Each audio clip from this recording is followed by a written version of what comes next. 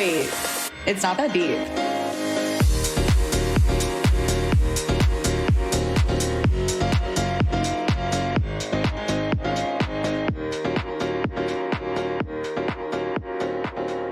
Hey, you guys, and welcome back to Not That Deep. Thank you so much for continuing to listen. I really appreciate it. I love looking at the analytics of everything. I'm really not a numbers girl. You know, when someone asks a question and they're like, I'm a numbers person, so XYZ, that will never be me.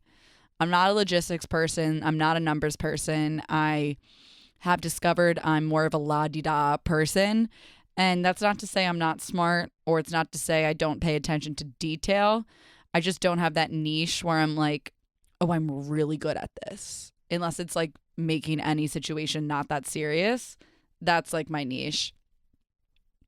I'm really freaking excited for this week because I leave for Italy at the end of the week. And that is something that even when I say it, I get butterflies because I actually cannot believe it.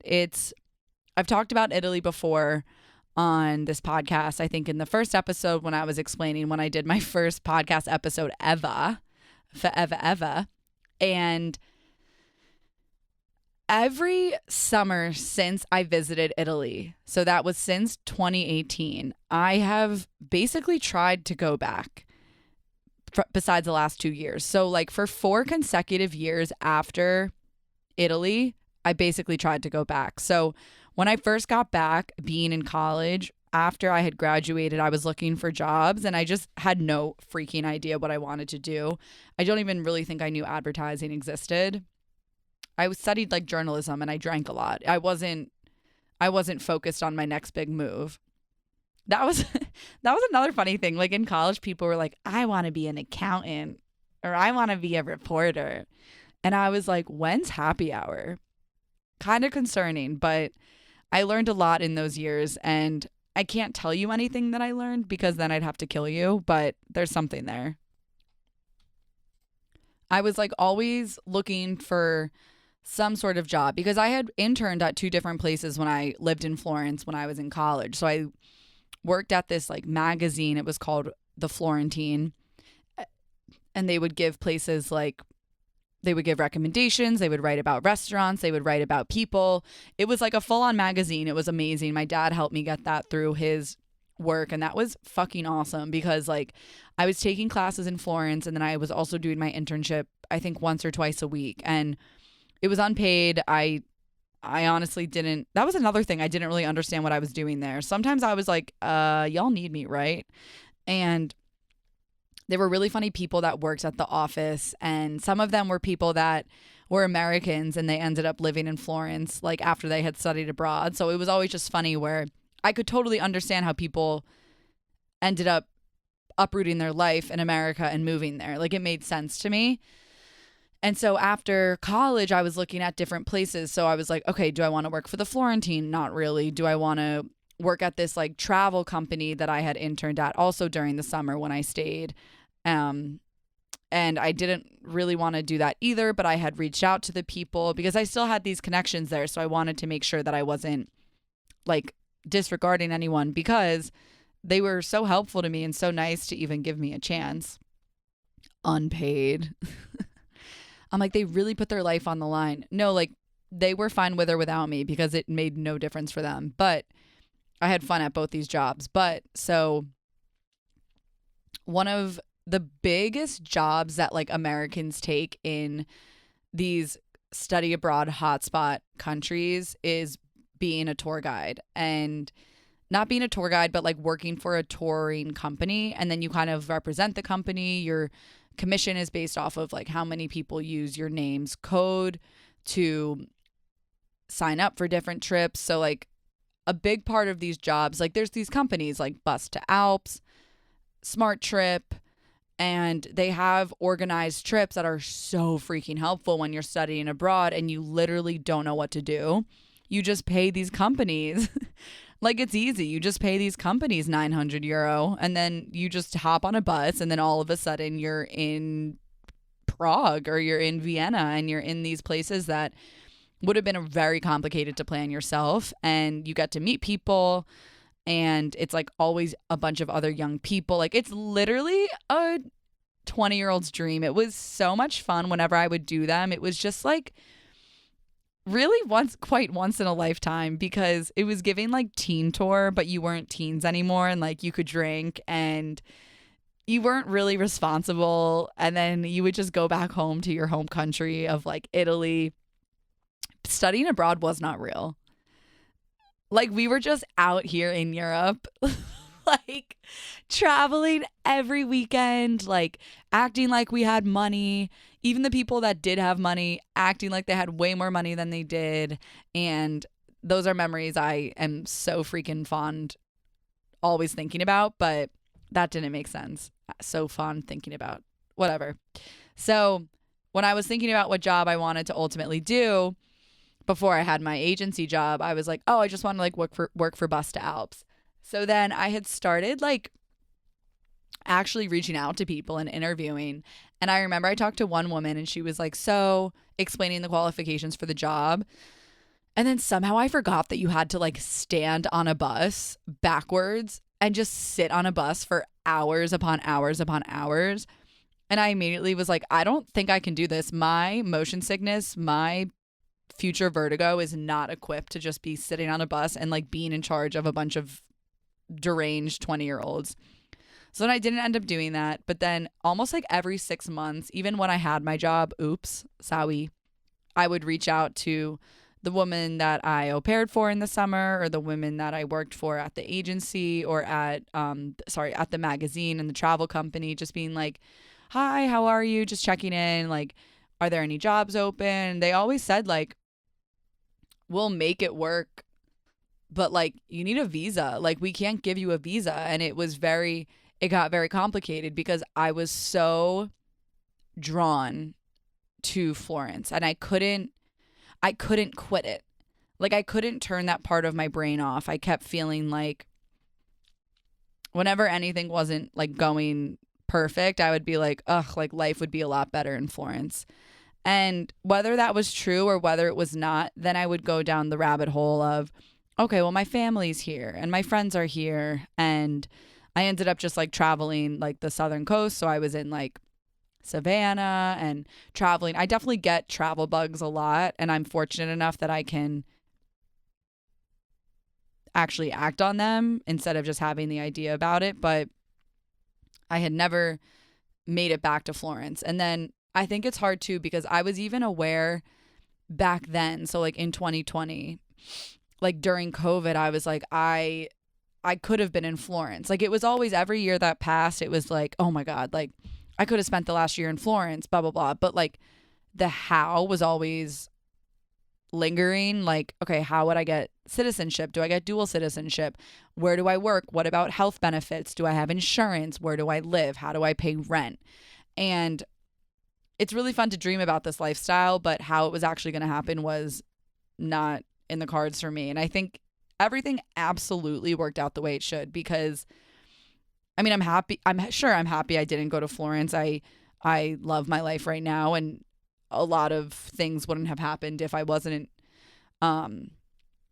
taking the road that I did. But you can't help but think, what if? We all cannot help but think, what if? What if I had taken that job? What if I had gone on that date? What if I had, simple as what if I had turned left instead of turning right at that crosswalk? Like these moments in life really make us who we are. And I truly think the person that I am today, who I'm very proud of, would not have been the same without that experience in Florence. So even though I did not make it back within the last 6 years, that is why I am extra, extra grateful that I'm able to go now. So when I got really sick like 3 or 4 months ago, and I don't know if it was from drinking. I don't know if it was from a viral infection. I don't know if there's more going on in my body that I'm just not aware of, or that's kind of dormant right now. I do not know. I've gotten tested. I haven't gotten sick since. I think it might have just been I was pushing my body a lot. I was drinking a lot. And I wasn't like binge drinking like I did in college. It was more like not giving my body the recovery time it needed. And also my relationship with drinking has really changed since I got really sick. And so when I was really sick, it was very difficult because I New York is funny because New York is the best thing I think ever. When you can't experience New York, but you're in New York, it's depressing because you know so much is going on and you can't be a part of it. And that was me for literally 5 days, 5 days out of my life. And I was like, I want out of here. I want to move to Florence, which is a pretty extreme reaction. But I think it also shows like I missed Florence. And so from when I got sick, I remember my dad came over and brought me soup and I was like crying. I was like, I need to get to Florence. And I'm constantly thinking about why was this itch to get to Florence my escape? Why was it the place where I felt like I needed to be when things were not going amazing here? And I'm in therapy now and I'm super grateful for that. And I feel like I've been working through a lot. But so I'll get to that. But so after I got sick, I was like, I literally told my roommate, I was like, I'm going to quit my job. I'm going to move to Florence for a month. I'm going to bartend. I've never bartended. I'm going to bartend. I'm going to, or I said, I'm going to get a job at a restaurant just for a month, maybe 2 months. I'm going to sublease my room. I'm going to sublet my room and I'm just going to live there for 2 months. And then days go on where I kind of think more about it because I am a quick decision maker to the point of craziness. Like I'll just, if I want something, I want it now, and not in like I want it, daddy, and I want it now. Like I'm not buying a horse, but it's more so like I respect my needs a little too much, and that can get as granular as like the second I need to pee, I'm going to the bathroom. Like the second I'm like, oh my God, I really want this pair of shoes, I'm going to get the pair of shoes. The shoes are not Louboutins. The shoes are like $100 Converse. But once I have my eyes set on them and I know that that I'm capable of it, I'm like, okay, I have to do this. And so I let a few days simmer and I ended up being like, wait, I literally love my job. Like my family's here. I don't know what I'm doing. And so then I ended up deciding that I just want to I've never taken a week off of work. I said I want to take a trip to Florence. I need to go back. I don't know why. I need to go back. And I've never taken a week off of work. People think that's crazy. I mean, sure, I've been working for 3 years, 4 years. It's not that crazy in my eyes. I've taken 2 days off at a time, but I've never taken off where I don't have my laptop with me. And I've never taken off where I'm going to shut off my email. Like I am unreachable. I'm unreachable as fuck. And like, I have a big ass grin on my face when I say that because I have never done that before or gave that to myself. I almost felt like like if I'm able to check my email, I might as well just check my email, or, oh, I can just sign on really quick to do this one thing. Like trust in the people that are covering you. They can handle it.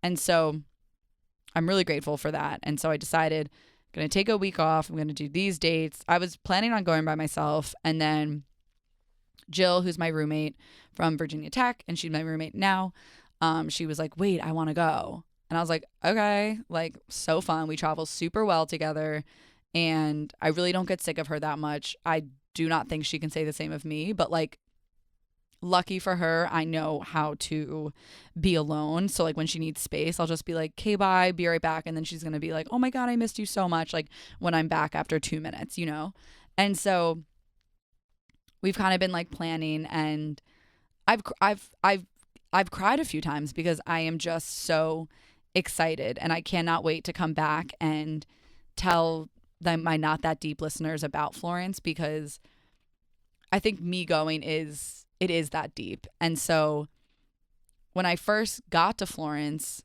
in 2018, I felt this darkness on me that I've never felt before. And I'm very outward about my feelings. And I had been journaling at the time. Hold on, I'm taking a sip of water. I don't like pausing it. That seems so inauthentic. If you're listening, take a sip of water and stay hydrated with me. Cheers. God, water is so fucking good. I had a coworker who was like, I don't drink water. He always had like Mio or like a sugar packet, which kind of freaked me out, but I digress. I digress. So I was journaling like my first week there, and sure, like you experience some jet lag, you experience some, you're away from home, you're really away from home. You're not just in the United States 7 hours from home. You are a long plane ride away. But independence was never a fear of mine. It was never something that I took into consideration when making a decision. It was never, I want to stay close to home. I need to be close to home. I never felt that because I always felt I can call anyone I need whenever I want, and they can do the same for me. So I never feel that disconnected from my loved ones and my friends. And so when I got to Florence, I remember journaling. It was maybe like within the first week, a little bit after, and I was saying like, I wish I had the journal with me. I said something like, I don't know how to describe how I feel. I just feel really numb. And I feel like I can't feel, and I feel like I have no motivation. I feel like I don't want to do things. And if you knew me, if you've met me for 2 seconds, you know I'm describing a completely different person. And I had sent a photo of my journal, what I wrote, to my mom and sister because I was aware that it was odd, but I wasn't ashamed of it, and I wasn't worried necessarily about what they would say, but I knew that they would do something. Whether it was like tell me to take a nap or I don't know. I think once you ask for help, people give you different ideas, and I'm never one to keep things to myself. And I think my mom responded and was like, I think you're depressed. See if you can see a therapist through the student insurance that you have in Florence and see if you can get Lexapro. My mom's a social worker. If you listen to her episode, no worries if not. And her saying that, I was not nervous. I didn't blink an eye. It just was similar to if I had a really bad stomach ache or if I had like really bad strep and she was like, go get amoxicillin from the pharmacy. That's how I saw it. I was presenting her with something that I felt, and I felt off, and she presented me with a solution. And I recognized that everyone is not the same in the sense that not everyone would write down how they felt. Not everyone would tell their family members how they felt. Not everyone would ask them for advice, and not everyone would follow through with what they tell them. But that's my relationship with my mom. My sister was there for me. I won't forget that. And I think the next day I had an appointment with the therapist. I'm trekking along in Florence, and I go really windy stairs up to this therapist's office, and I walk in and we just start talking. I had never been to therapy before, and I don't think we came to these revelations of why I felt the way I felt or like talking through it. I still don't know why I felt that way. But what I do know is that I'm so grateful that I felt that way because it all happened for a reason. And the first time I was there, we were talking and I was like, can you give me Lexapro? And it's not like I'm asking for OxyContin, like it's not, I'm asking for like a sweet 10 milligram of Lexapro because that's what my mommy said. And I asked her and she said, sure, like, she really didn't question it. I mean, I could have just asked her for Oxy now that I'm thinking about it. I should have. Could have made a ton more money abroad and probably got a lot more tables at clubs, but I didn't. And I was only in the place to ask for Lexapro, and she gave it to me. It was in the form of like liquid. So you kind of get your body used to it. So you do like 1 milligram, then 2 milligrams, and a milligram was like a drop. So you kind of work your way up, and then on the 10th day, you do 10 drops of it, and then it tasted so bad, I'll never forget, and then you get the pills. And so since that January of 2018, I've been on Lexapro, 10 milligrams.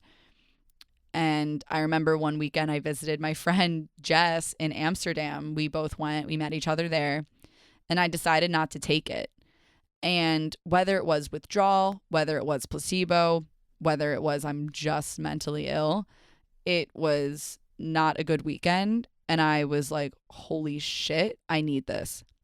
And I'm not upping the ante. I'm not going 100. I'm not abusing it, obviously. But I think just to recognize this helps me.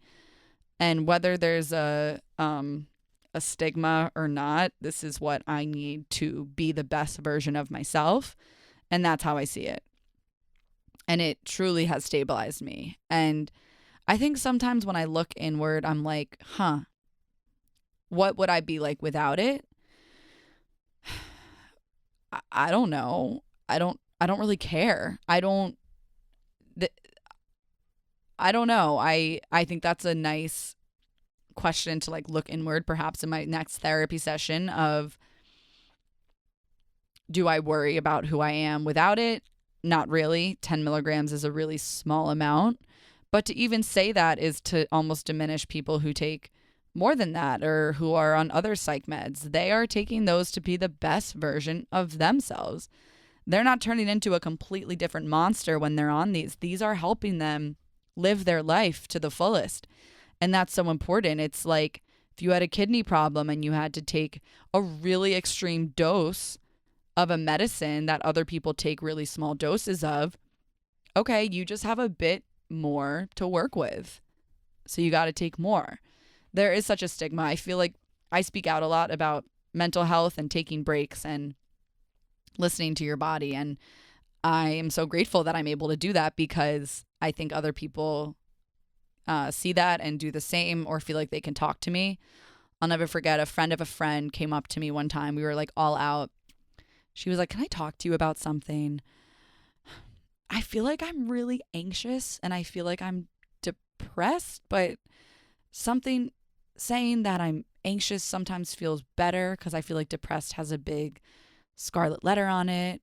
And I was like, I so get that. I so get it because I was so open about it. So she understood and we got coffee a few times and just talked through it. And I forever appreciate this person. And I'm grateful that that she felt comfortable enough to talk about that with me. But so when I was on Lexapro abroad, when I didn't take it that weekend in Amsterdam, that was wackadoodle McGoodle. And then towards the end of my time abroad in like May, I had actually applied for a internship at SiriusXM. Like it was one of those things where I did not have a job or an internship lined up for the summer. My mom was like, what you're not going to do is sit on my fucking couch all summer. And I'm like, but why? I'm adorable. And I had interviewed for like an internship. I don't even know what the internship was. I would love to see my performance of how I even interviewed. But I remember they were like, why do you want to work at SiriusXM? And I was like, because I like when I listen to SiriusXM in my mom's car. And like, I should have been shot. There's kids like, there's people who deserved it. But guess what? They did end up getting it, the people that deserved it, because I decided to stay in Florence. And I lived with this family. And I got them because the woman that I worked at the magazine with, Alex, she knew of a family in need of an au pair for the summer, just for like 2 months. And so I ended up working with them. The mom's name was Erin. The dad's name was Alberto. And they had 3 kids, Isa, Allegra, and Serena. Serena and Allegra were twins. Isa was the older one. She was like maybe like 10 at the time. And the twins, as they call them, were like 6. And oh my God, it was so fun. It was such a fun ass summer. And I loved telling people that I did that because it just shows my willing to be down for an adventure. And also I make shit happen for myself. I wasn't given that. I networked. I really I had interviewed with them. It was It was not just something that I was given, similar to the SiriusXM job. um, but while I was there in March of 2018, my sister, Kayla, had been living in Silver Spring, Maryland at the time. So she was working as a healthcare recruiter at a company called Maxim, and she had graduated from Towson University with a degree in gerontology the year before. So she had been working, she's like hitting her stride, and she had been getting sick a lot. I remember when I was in college, she was getting sick, and her doctors just told her it was a viral infection. She would go to the hospital, they'd say it was a viral infection. Rest, hydrate, it'll go away, and it always did. And in March of 2018, I'm hearing this all secondhand because I was in Italy. She was so sick and no one knew what she had, and she came home. And she drove herself. She said she should not have been driving, but she drove herself from Silver Spring, Maryland to Bedminster, New Jersey, where my mom, her boyfriend at the time, and my mom and her boyfriend at the time were living. That was their home. Kayla came home, and she has been home since. And so I remember in March, I remember exactly where I was sitting. I remember exactly where I was sitting in a park, and I was journaling at the time. I was journaling so much when I was abroad, and I'm so happy now that I was doing that because I have all these words and photos and postcards and business cards to look at and remind myself of those times, even if they were hard. And I remember I was sitting in the park and I was on the phone with my mom, and I was like, "Are you worried?" And she was like, "I'm not worried. I think we're going to be in trouble if it's Lyme disease. I'm praying it's not Lyme disease." And I did not know a lot about Lyme disease. I knew that you got bit by a tick and you got a bullseye and you should stay covered in the woods and remove ticks from your dogs, you know? And I was like, okay, yeah, I mean, I hope it's not Lyme disease too, obviously. I remember thinking, like, I don't even know if I was putting that much thought into what could it be. But she was bedridden. She was so weak. She was so exhausted. She couldn't even lift her fucking arms. She was a warrior. That's what she was. And I felt really helpless being in Florence during all of this because I would just hear minimal updates, but I was in another world. I think I must have offered to come home. My mom was like, absolutely not. Kayla did not want me to come home. But it was a pretty odd feeling being so far with this sort of thing happening at home and knowing that your most loved ones are dealing with something so crazy and so unknown. They had no idea what was going on. So, yeah, it was a lot.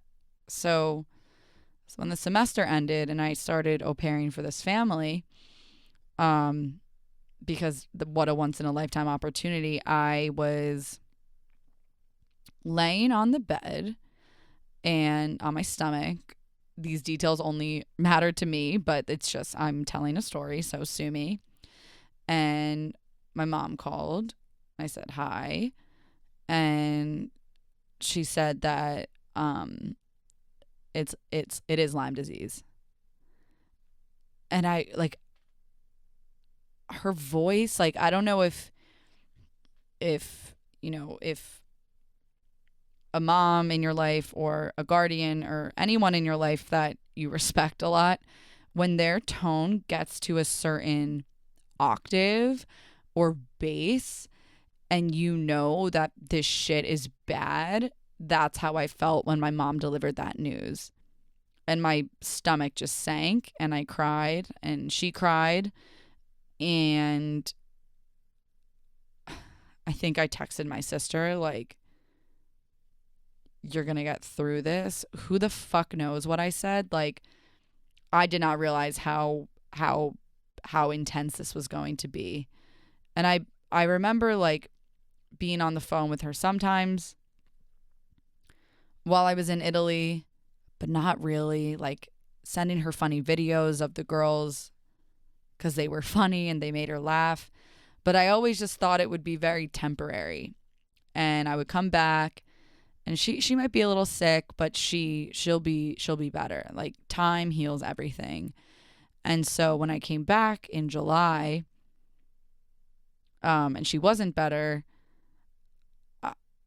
that feels so long ago. It feels so long ago. I can't even like put my finger on how I was feeling, or I was a completely different person, and so was she, and from who we are today. And I think it's crazy to think about that was real. It feels like a very bad fever dream, and the fact that it's 6 years later and I'm returning to Florence after 6 years and my sister is still sick. It doesn't sit well. And I think that me, I think I have unhealed wounds. And I don't think I processed what was to come before I came back from Florence. And even talking right now, I'm thinking of new things of Florence was the last place that I was when my sister was healthy.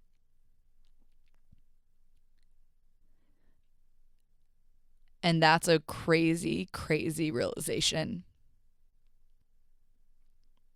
That Florence was the last place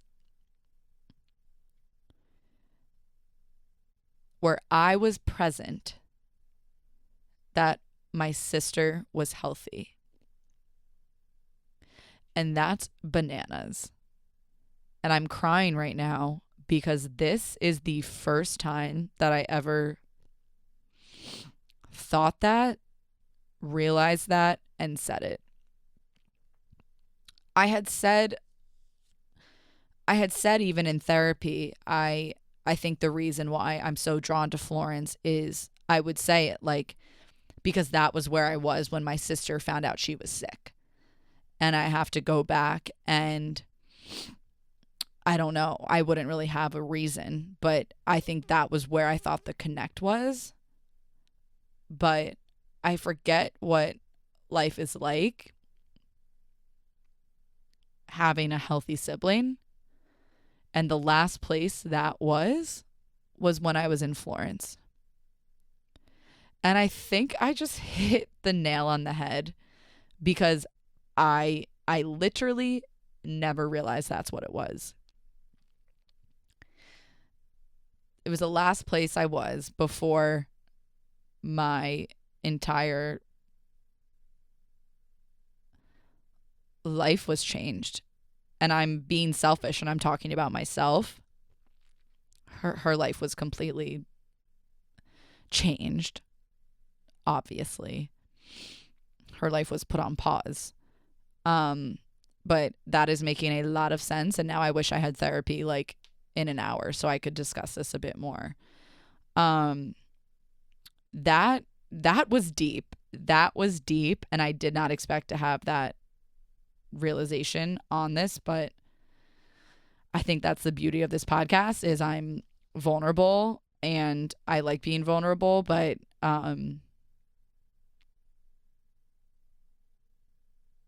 yeah, that was the last time I was. Wow. Yeah, that's crazy. So with all of that, I can wrap it in an Italian bow of my excitement, my butterflies, my everything to return to this place that everything was good there. Everything was really good there. And I didn't feel like I was in a bubble. I felt like I was exploring. I felt like I didn't really have a care in the world or no like stressors. I wasn't that mentally healthy, obviously, until I really got help. But I think like not